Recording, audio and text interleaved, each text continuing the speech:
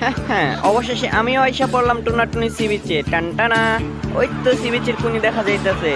গাড়িটা সামনে পার্কিং কইরে তাড়াতাড়ি বিচে চইলা যাই, আমার তো আর তরস হইতেছে না।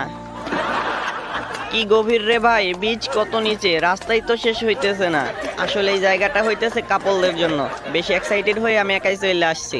যাই হোক, আজকে একাই খেলা হবে। ইয়েস, অবশেষে আমি চূড়ান্ত পর্যায়ে এসে পৌঁছাইতে পারছি। টানটানা, এখন একটু ভালো লাগতেছে। এতক্ষণ যা কষ্ট করছি, কষ্টই মনে হইতেছে না এখন। জায়গাটা খুব চমৎকার আছে, আর আশেপাশে কোনো লোকজনও দেখতে পাচ্ছি না। খুব মজা করে গোসল করা যাবে আজকে। এবার গোসল করার জন্য প্যান্টটা চেঞ্জ করে নিতে হবে। আশেপাশে কোনো লোকজন দেখছি না, তাই টুপ করে এইখানেই চেঞ্জ করে ফেলি। হায় হায়, এইখানে কাকু আসলে কোত্থেকে? আমি তো ওনারে খেয়ালই করি নাই। এমন একটা ভাব নিতে হবে যেন বুঝতেই না পারে আমি এখানেই চেঞ্জ করতে চাইছিলাম। না, ভালো মুসিবতে পড়লাম দেখা যাচ্ছে। এখন চেঞ্জ করব কিভাবে? সাথে লুঙ্গিও আনি নাই, আর এখানে এমন কোনো জায়গাও দেখতেছি না যে এখানে চেঞ্জ করা যাবে। এখন কি করা যায়? আইডিয়া, প্যান্টের উপর দিয়ে চেঞ্জ করা ট্রাই করে দেখা যাক কোনো কাজ হয় কিনা। যে যা ভাবার ভাবুক, তাতে আমার কি, আমি আমার কাজ শুরু করে দেই। হে হে, প্যান্ট পরা শেষ। টানটানা, কাকু মনে হয় কিছু দেখে নাই। যাই হোক, এবার ভেতর থেকে এই প্যান্টটা খুলে ফেলতে পারলেই কাম তামাম, খেল খতম। খুব সতর্কতার সাথে কাজ করতে হবে, একটু 19-20 হলে কাকু সব দেখে ফেলবে। পেন্ট চেঞ্জ করাও যে এত কঠিন রে ভাই, আগে জানলে আমি পেন্টই পরতাম না। কাকু মনে হয় আমারও ফলো করতেছে। এখন একটু ব্যায়াম করার ভাব নেই, যাতে করে কাকু কোনো কিছু বুঝতে না পারে। চলার বুইরা কাকু আমার এত জ্বালাইতেছে যে পেন্টটাও শান্তি মতো চেঞ্জ করতে দিতেছে না। আমার মনে চাইতেছে ওর চাঁদের উপর একটা ঠোয়া মাইরা দেই।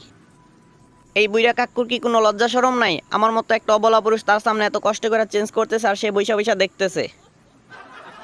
যাক বাবা, অনেক কষ্ট করে এক পাও খুলতে পারছি। এখন এমন একটা ভাব নিয়ে দাঁড়াবো যেন কিছুই হয় নাই। যাই হোক, এখন যত তাড়াতাড়ি সম্ভব অপর পাও খুলে ফেলতে হবে। না, এ যেন ফেভিকলের আঠা, যতই টানতেছি খোলার কোনো নামগন্ধই নাই।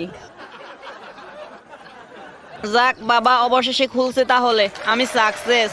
যাক, এইবার মনের আনন্দে গোসল করা যাবে টুনাটুনি সি বিচে।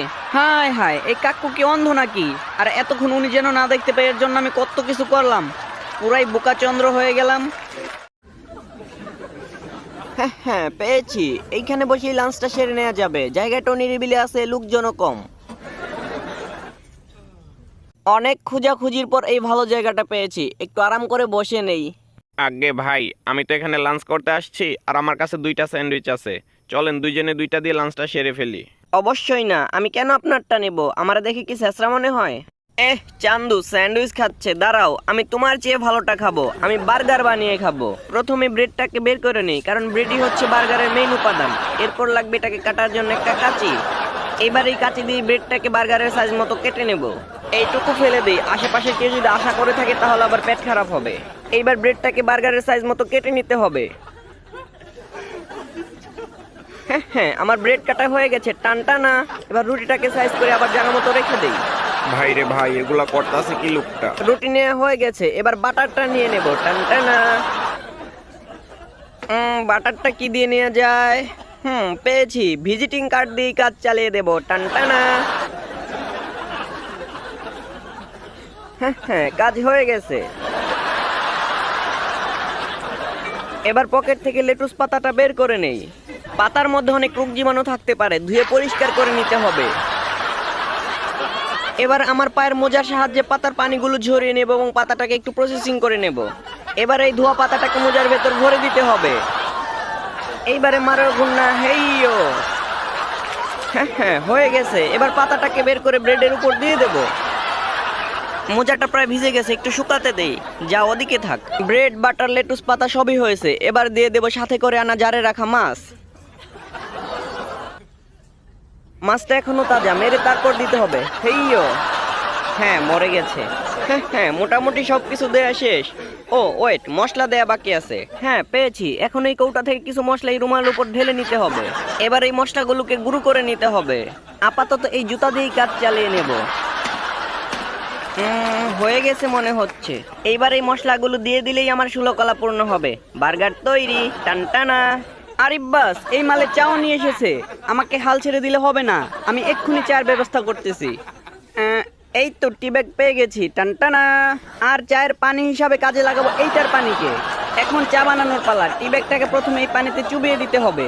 ওয়েট, এই ওয়েদারে দুধ চা না হলে চলে না। এক পিচ্ছির ফিরার ধান্দা করে নিয়ে এসেছি, এটার সাহায্যে দুধ চা বানিয়ে নেব। এমনি না দিয়ে দুধে একটু ম্যারিনেট করে দিলে মনে হচ্ছে ভালো হবে। হ্যাঁ হ্যাঁ, হয়ে গেছে। এইবার সবগুলোকে একসাথে একটু মিক্স করে নেই, তাহলে কাম তামাম খেল খতম। কাজ শেষ, এবার সবকিছু একটু গুছিয়ে নেই। না, আবার হাঁচি আসতে চাই কেন রে ভাই? যাই হোক, এইবার খা। হায় হায়, এটা কি হলো? আমার এত কষ্টের বার্গার চা সব নষ্ট হয়ে গেল। এখন আমি খাবো কি? কি আর করবেন ভাই, এখন অন্তত আমার এই স্যান্ডউইচটা খান। ধন্যবাদ ভাই, অনেক উপকার হলো, না হলে আজকে আমাকে না খেয়ে থাকতে হতো।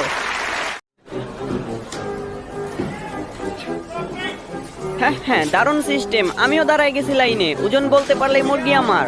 কিন্তু কথা হচ্ছে, কেউই তো ওজন বলতে পারতেছে না। এটাও হলো না, কি করা যায়? আইডিয়া পেয়েছি। না হয়ে যাবে কোথায় চান্দু? হ্যাঁ হ্যাঁ, এবার আমার পালা। আমি ওজন মাপার জন্য আগে থেকে আমার পায়ের নিচে একটা মিটার রেখে দিয়েছি। এখন মুরগি সহ আমার ওজনটা চুপিসারে দেখে নেই। হ্যাঁ হ্যাঁ, এবার ক্যালকুলেটরের সাহায্যে টোটাল ওজন থেকে আমার ওজনটা মাইনাস করে দিলেই পেয়ে যাব মুরগির ওজন। টানটানা। হ্যাঁ হ্যাঁ, কাজ শেষ। এবার টপাটপ সঠিক ওজনটা বসিয়ে দিলেই খেল খতম, মুরগি হজম। টানটানা। হায় হায়, কেমনে সম্ভব? জীবনে কেউ ওজন বলতে পারলো না, আর আজকে এই মালে পুরো ভগ্নাংশ সহ বইলা দিল। ধন্যবাদ চাচা, মাঝে মাঝে এরকম অফার দিবেন। আজকের মতো আসি। হ্যাঁ হ্যাঁ, এটা হচ্ছে আমার বুদ্ধির কামাল। এখন এটাকে বাসায় গিয়ে খুব টেস্ট করে খাওয়া যাবে। কত বুদ্ধিমান আমি! কেন যে সবাই আমারে বোকা বলে সেইটাই বুঝি না। যাই হোক, খুব ভালো একটা দিন গেল আজকে। মাঝে মাঝে এমন গেলে খারাপ হয় না। আমার তো এখন মনের আনন্দে গান গাইতে ইচ্ছে করতেছে, কিন্তু কথা হইতেছে আমি তো গানই পারি না। গানের কথা ভাবতে ভাবতে বাসায় চলে আসছি। এখন ভেতরে গিয়ে মুরগিটাকে আচ্ছা করে খাওয়ার ব্যবস্থা করতে হবে। আমার তো ভাবতেই জিভে পানি চলে আসছে। এত বড় মুরগি রে ভাই, দুইজন মিলে চেষ্টা করে ওভেনে ঢুকাতে পারছি না। তবে আমিও মিস্টার বিন, ছেড়ে দেওয়ার পাত্র না। পেরেছি। অনেক চেষ্টার পর আমরা সফল। কোনো কথা হবে না, ওভেন ফুল পাওয়ারে দিয়ে দাও। যত তাড়াতাড়ি হবে তত তাড়াতাড়ি খাইতে পারো। বুঝো না এই ব্যাপারটা? তুমি দাঁড়াও, আমি গেটটা লাগাই দিয়ে আসি। বলা যায় না কখন কে চলে আসে ভাগ নেওয়ার জন্য। সমস্যা নাই, তুমি নির্ভয়ে যাও, আমি এদিকে দেখতেছি। ভাই, আপনারা তো হঠাৎ করে চলে আসছেন, কিন্তু কথা হইতেছে আজকে কিন্তু আমাদের বাসায় কোনো খাবার দাবার না। আয়, কি হলো এটা? আমি আগেই বুঝতে পারছিলাম এই জিনিস তুমি ধান্দা কইরা আনছো। এটা বাসায় থাকলে কোনো একটা ঘটনা ঘটতেই পারে, তাই তো আমি বুদ্ধি খাটায় আগেই কাইটটা পড়ছি। এই ছিল তোর মনে? আমি কি ধান্দা করে এনে একা খাইতে চাইছি? তোর তো নিয়েই খাইতে চাইছিলাম। তাছাড়া আমার কি মনে হয় জানোস? তুই গেস্টদেরকে মিথ্যা বলছস দেখে তারা বদদোয়া দিছে, তাই এটা ব্রাস্ট হয়ে গেছে। ওইসব ধান্দা ফান্দা কিচ্ছুই না। হাসাইলি রে মফিজ। যাজ্ঞা, যা হওয়ার হইছে, এখন ওইসব বাদ দে। ঠিক আছে, দিলাম তাহলে বাদ। তো বন্ধুরা, আমি যা ভুল করার করছি। আপনারা কিন্তু ভিডিওতে লাইক দিতে ভুল করেন না। আজকের মতো আলবিদা।